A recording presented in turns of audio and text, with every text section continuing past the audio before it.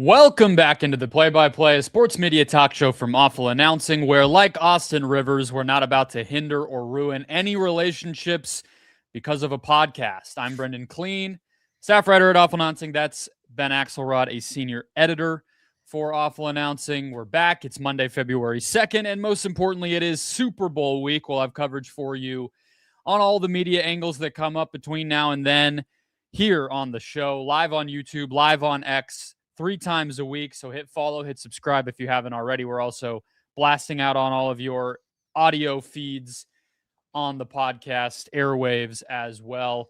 Ben, let's get right to it. A Super Bowl media storyline draft, the second annual, I might even say, a proud tradition here on the Play-by-Play, of course. Basically, just what are people going to be talking about? You know, we've been around the block a time or two in this space. We have our antenna up as to where the sports media winds are blowing, and we are going to deliver our best predictions to you of what everybody will be talking about and why and what they might say in draft form. So, Ben, you are today more of the guest than the host, so I will let you kick us off with the first pick in the second annual Super Bowl media storyline draft. What you got? Yeah, this is an interesting, I think, Super Bowl just in terms of storylines. A year ago, we had Eagles Chiefs, and there were no shortage of storylines there. You had the Chiefs dynasty, you had the Eagles Chiefs. It was the second time in I think 3 or 4 years they had played in the Super Bowl. You had obviously the Taylor Swift and the Travis Kelce of it all. This year it doesn't feel as obvious, but I also think there are a lot of storylines like any Super Bowl to this Super Bowl. I feel like I'm cheating a little bit because I already got to watch Get Up and First Take. So I feel like I kind of have like a Spygate thing going on. I kind of know what narratives are taking shape here. So with my first pick, though, I am going to take Sam Darnold, just the Sam Darnold of it all. I think one, obviously the Seahawks are favored here, although they're only like 4.5-point favorites. And based on the coverage, you would think like they are 14.5-point favorites. It's kind of crazy how lopsided everybody is talking about this game already. But I think just the Sam Darnold redemption of it all. Today, there was the storyline of Jamal Adams, who played with him in New York and was also a former member of the Seattle Seahawks, saying, New York really, the Jets really screwed the pooch here. They should have kept him and developed him and all that. I just think this is this guy was a bust. Like, this guy was backing up Baker Mayfield when Baker Mayfield looked like a bust on the Carolina Panthers. And so to go from that to not only winning the Super Bowl, but like, Sam Darnold is like 30-6 over the course of the last 2 years as a starter. I know we don't count wins as a quarterback stat, but like, it's pretty crazy what he's done as a starting quarterback these last 2 years. So I just think the chance to cement his status as like not only a top tier quarterback in this league, but one of the great comeback stories in the history of sports, I think that is going to be the dominant narrative heading into this Super Bowl. Such a great story that we even named a segment after him that we only used about 2 or 3 times here on the Play-by-Play, which was this year's Sam Darnold. Something that basically sports media seems incapable of really explaining how it got here. And I'm not really sure if we understand that still, Ben. Like, what exactly went into Sam Darnold suddenly being a player that can do this? I think really the credit goes to the offensive coordinators, and I'm not here to say that's wrong. There's plenty of people who know better than me, but you also like have in this roundabout way, the Vikings GM getting fired for maybe not keeping Darnold. Yeah. That kind of it boosted the narrative on that side of things in a weird and funnily timed kind of way to bolster what people might try to do with the Sam Darnold legacy here. Counterpoint though, Ben, if Sam Darnold is the number 1 pick in a draft about a Super Bowl, can you really say what you just said to start off the show, which is that it is a quote unquote interesting Super Bowl? I'm not sure if those two things can coexist here. Yeah, I mean, I think that speaks to where Sam Darnold's reputation is heading into the Super Bowl and where it could be coming out of it. I mean, I think that it's funny because even like going into the NFC Championship game, we all just have this idea like Sam Darnold is going to choke. Like Sam Darnold is going to do what Sam Darnold did in weeks 18 against the Detroit Lions last year. And like, that's really the only example we have of that happening. But like, we are so not bought into this guy. And by the end of this week, like we could be saying like, he is a top 10 quarterback, no question. So yeah, it's not I would say this is more of a football fans Super Bowl than this is like a mainstream Super Bowl that you would have an easier time explaining to a casual non-football watcher. Fair enough. I will kick us off with my first pick on Mike Tirico. Okay. Not exactly going to be, leading the sports shows in the same way that what you're talking about is, but in our world, and frankly, even I think, the way that NBC is kind of marketed the Super Bowl is it's making it like this celebration of NBC. And I don't know if that was a pivot because they had to deal with a relatively anonymous matchup of Seattle and New England, two teams that have not traditionally been massive draws in terms of viewership, and two teams that people don't have a huge relationship with as football fans of the past few years. But Mike Tirico calling his first Super Bowl. Mike Tirico will host the Olympics, the first one of, or the first primetime, replay, recap shows for NBC from Santa Clara at the stadium after the Super Bowl. And then away he goes with the NBA stuff that he's going to be doing after the Olympics wrap up, the All-Star game in there as well. So people might have opinions. Everybody loves to love and hate announcers.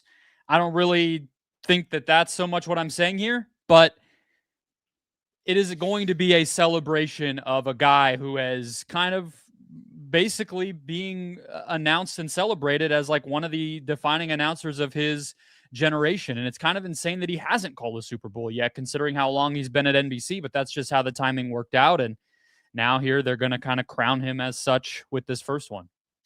It really does feel like he is becoming a made man, like in terms of that top tier of guys who call the Super Bowl, which he obviously is literally going to do. But like everybody's always liked Mike Tirico. He's called Monday Night Football. He's been NBC's top voice now for the last 3 seasons, I think. Like he obviously is like a top tier broadcaster, but this feels like it's taking him to like that Jim Nantz, Al Michaels, Joe Buck level. Like this is like not only just the Super Bowl, but yeah, the Olympics, all the NBA stuff.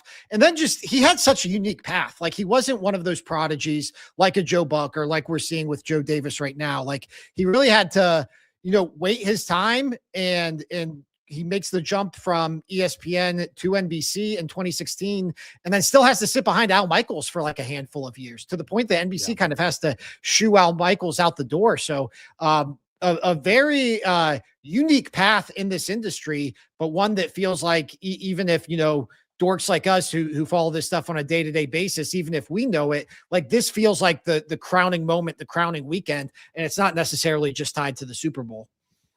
Yeah, and to get the NBA back kind of in the middle of all of that, I think just tops it all off. But it's crazy to look back, like for 20 years, effectively, nobody the only people to call the Super Bowl had the last name Nance, Michaels, or Buck for all of the 21st century, basically. And then the past few years, you had Kevin Burkhardt call 2.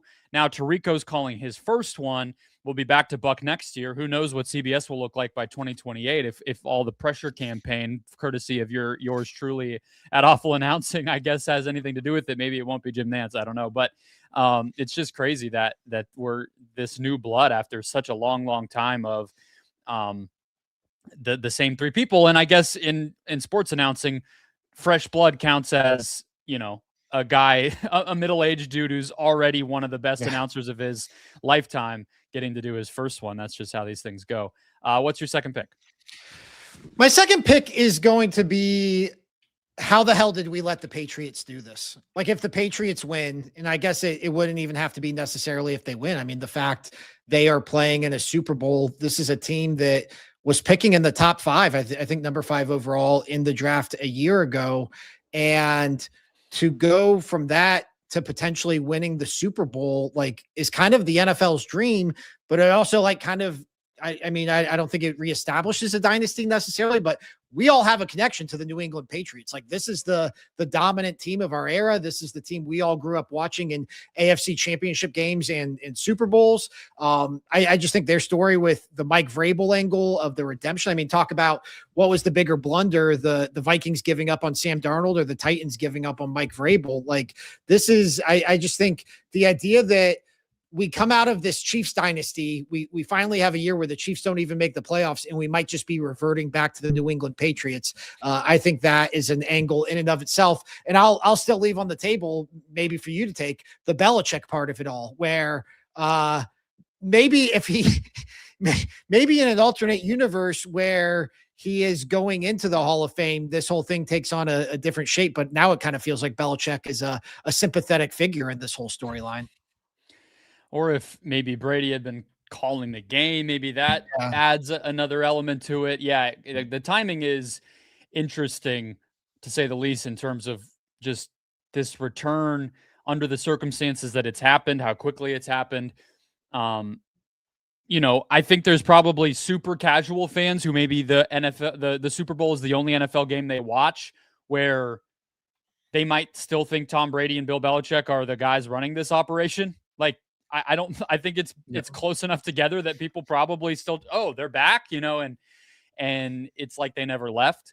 At the same time, I look at this and I kind of feel like this Patriots team, how far do you have to go back to get to the last time that a team was in the Super Bowl and you were still wondering, like, how great of a team they actually were?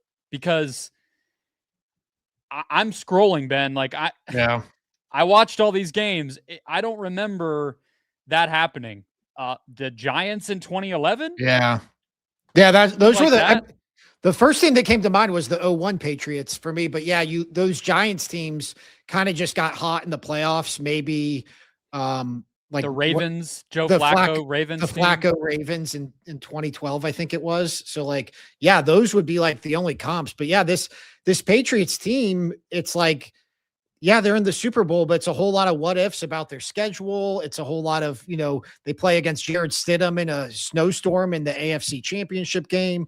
CJ Stroud just falls apart in the divisional round. Like, it's a very unproven Super Bowl team that is 60 minutes away from winning the Super Bowl.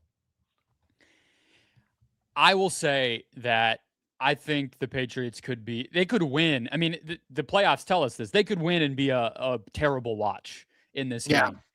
And I think, like, the watchability factor of this game entirely hinges on Drake May. To me, this is a dude who's fumbled 6 times, had a sub 50% completion percentage in the last game. I know it snowed. It is what it is. 2 interceptions. The one game where he had a bunch of passing yards, he got sacked 5 times and they only scored 16 points. So if he has an awesome game, like we saw him do in the regular season at various points en route to being an MVP finalist, I think this could end up being a really, really good game. If he plays like he's been in the postseason, I'm not really going to be sitting there caring much about how the Patriots got back here. I'm going to wish that they hadn't, because I'm not going to want to watch another 10-point total Super Bowl for one of the teams the same way we saw actually the last time that New England made it in. So I need Drake May to come through. I need that shoulder to heal, and I need him to throw for 250 yards, take care of the ball, and put up 3-4 touchdowns. Otherwise, Sunday's going to suck for all of us. Yeah, well, and the Seahawks are no sure thing to show up on offense. Like, Sam Darnold could go Sam Darnold. I mean, the Patriots defense is pretty damn good. Zach Charbonnet is like a sneaky miss for the Seahawks offense. They really rely on him in the red zone. Like, other than Jackson Smith-Njigba, like, there's not a lot to like offensively about this Seahawks team. So this could be like one of those old school Super Bowls where it's like, oh, the most exciting thing was the commercials or the halftime show. Well, let's get to the halftime show. I'm silently protesting, in case it's not clear, the matchup which I'm not super hyped about, and picking things that all so far have to not do with the game. So I'm going to go with Bad Bunny here, number 2. Obviously made a lot of headlines on Sunday night at the Grammys, forecasting what I think could be coming Sunday. If people weren't expecting some kind of political statement enough, it seems like a lock. I don't know what the market looks like on Kalshi or Polymarket for, some kind of ice utterance coming out of Bad Bunny's mouth or whatever thing you might be able to bet on, Ben, but that feels like a lock. And I think that just it serendipitously feels like a crappy word to use, but like the timing of all of what's going on in the country leading right up to a Puerto Rican dude rapping on the Super Bowl halftime show stage is just very, very timely. And so, Yeah. whether it's the turning point, counter programming, however much stock you put in that, or just the Donald Trump reaction, the conservative media, the culture war, it may not be everybody's favorite thing. It may not be what you wish was a talking point right now. It feels like a certainty, judging from, like you said, kind of the cheating. We're already halfway through the afternoon on a Monday. I have a feeling, Ben, this is going to be one of the things that gets people's attention this week, and also definitely Sunday and Monday when the Super Bowl actually happens and we see how he comes out. Yeah, I mean, I don't know how much of a lock it is. I'm sure he would love to do it. I'm sure he wants to do it. These things are pretty like airtight in terms of the rehearsal and like what the NFL will allow. And if you know anything about the NFL, like they are not going to want their Super Bowl halftime show to become even more of a political statement than it's already become just by them selecting Bad Bunny as the halftime performer. And so I wonder though, I mean, because I think public sentiment would be obviously, I think, on the side for most people of a protest. But I also, the NFL is just very sensitive about these things. And so if I just wonder if we're going to get to later in this week and there's going to be some reports about some sort of push and pull about what the NFL is allowing out of rehearsals or any of that, and whether Bad Bunny abides or like what this all looks like, because I don't think it's as cut and dry as Bad Bunny saying ice out at the Grammys. Like, I think it's going to have to be more subtle or more, I don't know, but it's not, NFL is going to have to, in theory, go along with this. And I don't know what that line is for the NFL right now. It's a very difficult thing to choreograph and orchestrate some kind of protest within the corporate, heavily planned atmosphere of a Super Bowl halftime show, right? Like it's just not really possible. And we've seen some of these things happen, but like you said, I think subtle is the optimal word there. They're very symbolic or a couple layers deep as to what the performance is trying to communicate. It's not something as overt as a Grammys acceptance speech like we saw from Bad Bunny or Billie Eilish or people like that on Sunday night. So yeah, obviously I was a little tongue-in-cheek with the Polymarket thing that's actually what he's going to say verbally on the stage in any kind of way. But it feels hard to imagine that he would pass up that opportunity to make some kind of statement. Just given the past few years have all been that way, and what he kind of stands for as a public figure for sure. So there we go. What is number 3 on your list? I think it's whether Kid Rock leads with Ball with the Ball or American Badass on the no, I'm kidding. Yeah. We got that'll be Thursday's show. We'll predict the set lists. Maybe Sweet Home all summer long. Yeah. So yeah, this is not a great Super Bowl for storylines, because I was going to go halftime show, and now I'm like, do I go? I got one more that is going to just make you mad. So yeah, okay. I won't tell you what it is, but I'll just say I agree. All right, I'll go. I mean, you could go Stephon Diggs, Cardi B. You could go Drake May just in general. You could go Mike Vrabel just in general. I'm going to go with the Seahawks being up for sale, though. That's kind of emerged in the last week. And there's already like some, because I think it came from Seth Wickersham. And so Brock Heward, who has Pacific Northwest ties, was alleging that the Patriots were leaking this to like create a distraction for the Seahawks. I don't know like how much Jackson Smith-Njigba is thinking about like who's going to be signing his paychecks a year from now. Exactly. But I just think it's like, we're in this weird spot, I think, with team sales in general, where the prices have gotten so big. I mean, they're talking about like 6 or 7 billion for the Seattle Seahawks. And so it's like there's kind of a race to sell, because it's like, holy shit, we're able to sell these teams at a price we never thought we'd be able to get for these teams. I mean, we just saw the Lakers get sold for $10 billion last summer. But it's also like they're such a rare asset that a lot of people aren't in a rush to sell. And you wonder if there's some sort of bubble there. So I don't know. I don't think it's going to be like the dominant story on Radio Row or anything, but I think it's fascinating that one of the teams playing in the Super Bowl is currently up for sale. I recommend the Sports Business Journal long profile of Jody Allen that came out a while back. It explained a lot of this, where it was predetermined in the will, I believe, of Paul Allen that these teams would have to be sold. And the timeline has just kind of been the question. And in the meantime, we've had Damian Lillard trade with the Trailblazers. We've had their coach getting arrested, and now we have a Seahawks Super Bowl run, all during what was intended to be this really, really compact ownership tenure of Jody Allen. The idea of her going onto the podium to accept the trophy, knowing that she's like has a call booked on Monday morning for some investment firm that wants to buy the team, is kind of crazy. Yeah. That is just a weird thing. And it definitely, if they win, it will definitely be a storyline the night of. Tirico and co have to talk about the strangeness of that dynamic, even if Seahawks fans probably don't want that to, ruin their moment. It has to be discussed. It's super, super unique. Yeah. Okay. Number 3 for me, Giannis Antetokounmpo is going to be the final storyline media row week here for the sports media world. And that's been kind of common. I mean, last year, Ben, we had the Luka Doncic trade come out of nowhere, of course, and that wasn't expected to be something that people were talking about while they were live from New Orleans. But this week, a Giannis trade feels not inevitable. People are kind of putting it closer to 50-50, but talk about a Giannis trade. That is going to be on the rundown of every show that is broadcasting live, allegedly covering the Super Bowl in San Francisco.